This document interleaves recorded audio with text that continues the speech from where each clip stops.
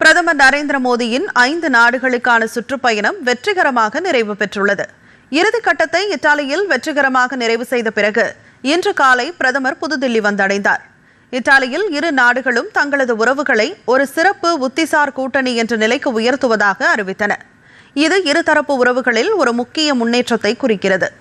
விவசாயம், அத்தியாவசிய கனிமங்கள், ஆயுர்வேதம், அறிவியல் மற்றும் தொழில்நுட்பம் மற்றும் இந்தியாவிலிருந்து இத்தாலிக்கு இந்திய செவிலியரின் பயணத்தை எளிதாக்குதல் உள்ளிட்ட துறைகளில் இரு நாடுகளும் பல ஒப்பந்தங்களில் கையெழுத்திட்டன.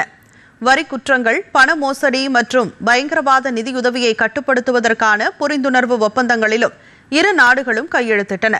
அப்போது பேசிய பிரதமர் நரேந்திர மோடி, கப்பல் போக்குவரத்து, துறைமுகங்களை நவீனமயமாக்குதல், தளவாடங்கள் மற்றும் நீல பொருளாதாரம் ஆகியவற்றில் இரு நாடுகளும் இணைந்து செயல்படும் என்று பிரதமர் குறிப்பிட்டார். பயங்கரவாதம் மனித குலத்தின் அச்சுறுத்தல் என்பதில் இரு நாடுகளும் ஒரே நிலைப்பாடு கொண்டிருப்பதாக கூறிய நரேந்திர மோடி, பயங்கரவாதத்திற்கு நிதி ஆதரவு அளிப்போருக்கு எதிராக இரு நாடுகளும் இணைந்து போராடும் எனவும் குறிப்பிட்டார். फ्रेंड्स, भारत और इटली एकमत है कि आतंकवाद मानवता के लिए गंभीर चुनौती है.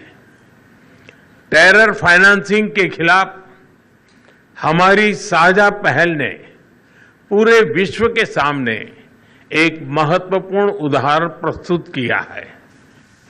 भारत और इटली ने यह स्पष्ट संदेश दिया है कि रिस्पॉन्सिबल डेमोक्रेसीज केवल आतंकवाद की निंदा नहीं करती, बल्कि उसके फाइनेंशियल नेटवर्क को तोड़ने के लिए भी ठोस कदम भी उठाती है.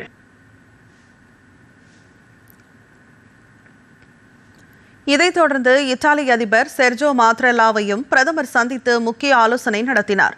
அப்போது செயற்கை நுண்ணறிவு தொழில்நுட்பம், விண்வெளி மற்றும் அணுசக்தி துறைகளில் இருதரப்பு ஒத்துழைப்பை மேம்படுத்துவது குறித்து விரிவாக ஆலோசிக்கப்பட்டது.